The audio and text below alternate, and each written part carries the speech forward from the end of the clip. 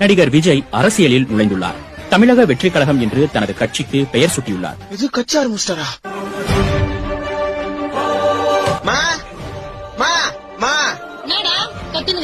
பாத்தியா தலைவர தளபதி தமிழக வெற்றி கழகம் கட்சி ஆரம்பிச்சிருக்காரு.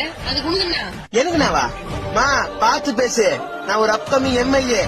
என் தலைவர் முதலமைச்சரான ஒரு ரசிகனா இருக்கிற நான் யாரு? வருங்கால எம்எல்ஏ.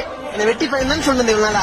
இன்னும் கொஞ்ச நாள் பாரு, பாட்சினர் காரில் தான் வருவேன், பாட்சினர் காரில் தான் போவேன், ஒயிட் அண்ட் ஒயிட்ல தான் சுத்துவேன். மீறி ஏதாவது பேசினா கைட்டா மாட்டி கச்சாலங்க வச்சு குத்துவேன். ஆமா, எப்ப பாரு நீ என்ன தண்ட சோறு தான் திட்டுவ. இன்னும் கொஞ்ச நாள்ல டெய்லி மக்களுக்கு இலவசமா சாப்பாடு கட்சி ஆபீஸ் ஓபன் பண்றேன்.